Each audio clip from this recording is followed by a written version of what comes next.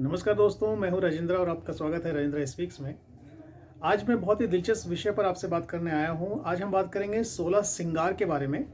आप जानते हैं कि भारतीय सनातन परंपरा में, भारतीय संस्कृति में श्रृंगार एक नारी के जीवन का बहुत अहम हिस्सा है।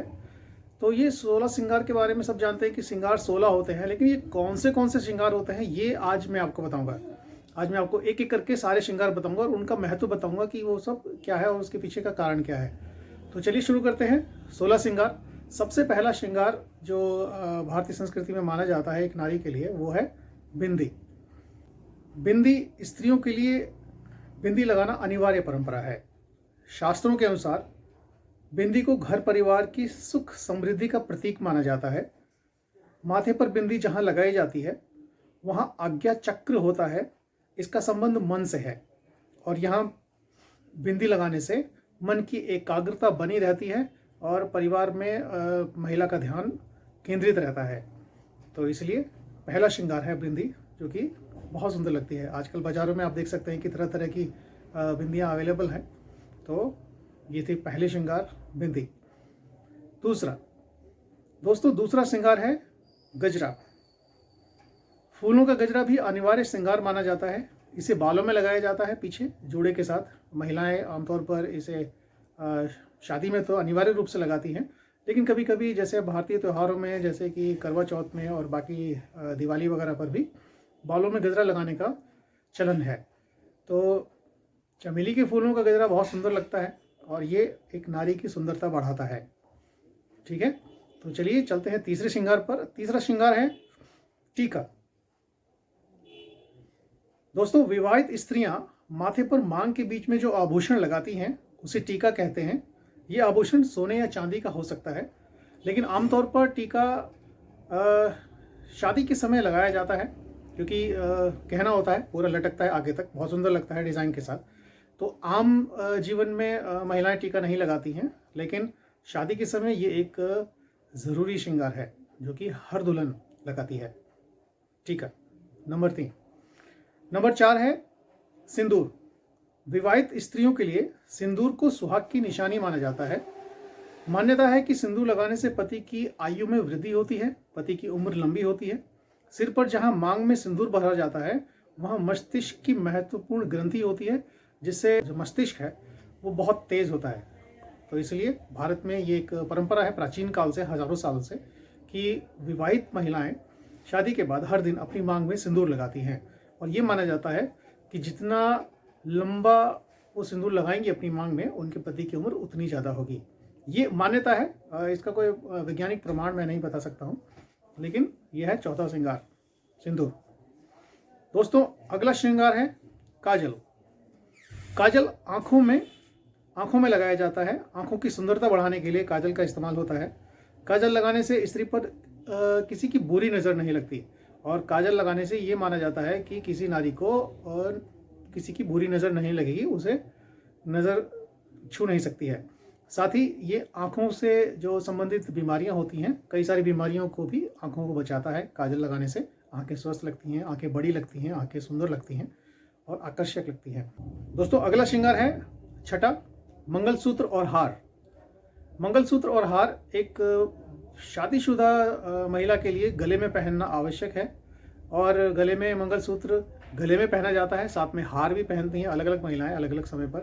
तो ये एक नारी के सौंदर्य का एक बहुत महत्वपूर्ण श्रृंगार है, जिससे उसकी सुंदरता में चार चांद लगते हैं। तो यह है छठा श्रृंगार, मंगलसूत्र। सातवां है लाल कपड़े।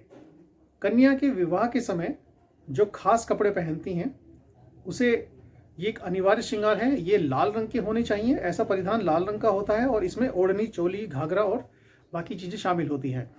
दोस्तों, आजकल साड़ियाँ भी लोग पहनती हैं, महिलाएं पहनती हैं अपनी शादी के समय। तो शादी के समय लाल जोड़ा इसलिए सबसे ज़्यादा अच्छा माना जाता है क्योंकि भगवान विष्णु और माता लक्ष्मी की शादी में माता लक्ष्मी ने लाल रंग के कपड़े ही पहने थे। आप देखेंगे कि जब भी हम माता लक्ष्मी की फ़ोटो देखते हैं तो वो हमेशा लाल कपड़ों में होती हैं। तो लाल कपड़े एक श्रृंगार का एक अहम हिस्सा है। नंबर 7। नंबर 8 है मेहंदी। किसी भी स्त्री के लिए मेहंदी भी अनिवार्य श्रृंगार माना गया है। किसी भी मांगलिक कार्यक्रम के दौरान स्त्रियां अपने हाथों और पैरों में मेहंदी रचाती हैं। ऐसा माना जाता है कि विवाह के बाद नववधू के हाथों में मेहंदी जितनी अच्छी रचती है, उसका पति उतना ही ज़्यादा प्यार करने वाला होता है। मेहंदी त्वचा से जुड़ी कई बीमारियों में औषधि का काम भी करती हैं, और सबसे अच्छी बात है कि मेहंदी कुछ दिन रहती है, तो कुछ दिन के बाद अगर आप दोबारा मेहंदी लगाना चाहते हैं तो आप दूसरे डिज़ाइन की मेहंदी अपने हाथों पर लगा सकती हैं। तो विदेशी बहुत आकर्षित होते हैं भारतीय इस संस्कृति के लिए कि भारत में महिलाएं अलग अलग डिज़ाइन की मेहंदी लगाती हैं बार बार अलग अलग मौक़ों पर। तो मेहंदी एक अहम श्रृंगार महिलाओं का। अगला है बाजूबंद। सोने या चांदी के कड़े स्त्रियां बाहों में धारण करती हैं, इसे बाजूबंद कहा जाता है। ये आभूषण स्त्रियों के शरीर से लगातार स्पर्श होते रहता है, जिससे धातु के गुण शरीर में प्रवेश करते हैं, और ये स्वास्थ्य के लिए लाभदायक माना जाता है। दोस्तों, आपने देखा होगा कि शादी में महिलाएं बाजूबंद पहनती हैं, तो ये एक दूसरा श्रृंगार है। नंबर 9। नंबर 10 है नथ, जो कि नाक में पहना जाता है। नथ स्त्रियों के लिए नथ भी एक अनिवार्य श्रृंगार है। इसे नाक में धारण किया जाता है। नथ धारण करने पर कन्या की सुंदरता में 4 चांद लग जाते हैं। नाक छिदवाने से स्त्रियों को एक्यूपेंचर के लाभ मिलते हैं, जिससे स्वास्थ्य ठीक रहता है। और अलग अलग तरह के नथनी और नथ बहुत अच्छे डिज़ाइन के बाज़ार में हैं, तो बहुत सुंदर श्रृंगार महिलाओं का। नंबर 10। नंबर 10 है कुंडल, कानों के कुंडल। तो दोस्तों, कानों में पहने जाने वाले कुंडल भी श्रृंगार का अनिवार्य अंग हैं। ये भी सोने या चांदी या किसी धातु के हो सकते हैं। कान छिदवाने से स्वास्थ्य संबंधी कई लाभ मिलते हैं। ये भी एक्यूपेंचर का ही एक हिस्सा है। तो कुंडल श्रृंगार नंबर 11। अगला श्रृंगार है चूड़ियाँ या कंगन। दोस्तों, चूड़ियाँ या कंगन हाथों में पहने जाते हैं। स्त्रियों के लिए चूड़ियाँ पहनना अनिवार्य है। एक लाख कांच, चांदी, सोने व अन्य धातुओं से बनती है। ये चूड़ियाँ अलग अलग धातुओं से बनाई जाती हैं। विवाह के बाद चूड़ियाँ सुहाग की निशानी मानी जाती हैं। सोने या चांदी की चूड़ियाँ पहनने से त्वचा से लगातार संपर्क में रहती हैं, जिससे स्त्रियों में स्वर्ण और चांदी के गुण प्राप्त होते हैं, जो कि स्वास्थ्य लाभ प्रदान करते हैं। तो चूड़ियाँ स्त्रियों के श्रृंगार का एक अहम हिस्सा, जो कि उनके हाथों की सुंदरता बढ़ाती हैं। तो कुछ महिलाएं ज़्यादा चूड़ियाँ पहनती हैं, कुछ महिलाएं कम पहनती हैं, लेकिन आमतौर पर महिलाएं कुछ ना कुछ चूड़ियाँ हमेशा पहनती हैं। कम से कम 2 चूड़ियाँ तो हमेशा पहनती हैं। तो ये था श्रृंगार नंबर 12। श्रृंगार नंबर 13 कमरबंद। कमरबंद, इसको आम बोलचाल की भाषा में तगड़ी भी कहते हैं। कमर में धारण किए जाने वाला ये आभूषण है कमरबंद। पुराने समय में कमरबंद को विवाह के बाद स्त्रियां अनिवार्य रूप से धारण करती थीं। ये चांदी या सोने के बने होते हैं, बहुत सुंदर डिज़ाइन के साथ बाजार में मिलते हैं। अगला श्रृंगार है अंगूठी। उंगलियों में अंगूठी पहनने की परंपरा प्राचीन काल से चली आ रही है। इसे भी 16 श्रृंगार में जगह दी गई है। ये भी 16 श्रृंगार का एक अहम हिस्सा है अंगूठी। श्रृंगार नंबर 15 यह है पायल। पायल पैरों में पहनने के लिए स्त्रियों के लिए महत्वपूर्ण आभूषण है। इसके घुंघरू की आवाज़ से घर का वातावरण सकारात्मक बना रहता है, और ये आमतौर पर चांदी की होती है। अलग अलग तरह की पायल बाजार में महिलाएं पहनती हैं, और कभी कभी बच्चे पायल की आवाज़ से अपनी माँ को पहचानते हैं कि माताश्री आ रही हैं, चलिए जल्दी से फटाफट पढ़ाई शुरू करते हैं। तो दोस्तों, ये था श्रृंगार नंबर 15 पायल। और नंबर 16 यह आखिरी श्रृंगार, यह है बिछुए, जो महिलाएं अपने पैरों की उंगलियों में पहनती हैं। बिछुए विवाह के बाद खास तौर पर पैरों की उंगलियों में पहने जाने वाला आभूषण है। ये रिंग या छल्ले की तरह होता है। इसे बिछुड़ी भी कहते हैं। हिंदू सनातन संस्कृति में ये एक अनिवार्य गहना है, जो कि हर शादीशुदा महिला को पहनना होता है। हालांकि कुछ महिलाएं, मैंने देखा है कि कुछ मुस्लिम महिलाएं बिछुए पहनती हैं। इस्लाम में कोई भी आभूषण धारण करना मतलब मना है, लेकिन फिर भी भारत में मैंने देखा कि बहुत सारी मुस्लिम महिलाएं पैरों की उंगलियों में बिछुए पहनती हैं। तो दोस्तों, बिछुए भारतीय संस्कृति का हिस्सा है।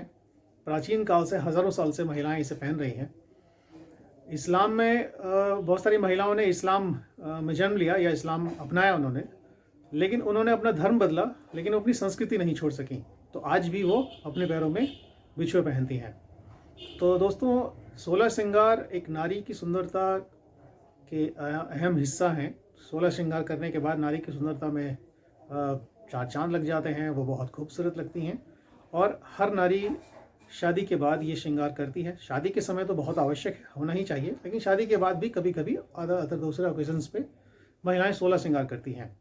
इसके अलावा एक और श्रृंगार जो मुझे लगता है कि महिलाओं का होता है, ये कि बहुत ज़रूरी है, ये है आँखों में शर्म, थोड़ी सी हया। अगर ये श्रृंगार महिलाओं में नहीं है तो बाकी सारे 16 श्रृंगार बेकार हैं।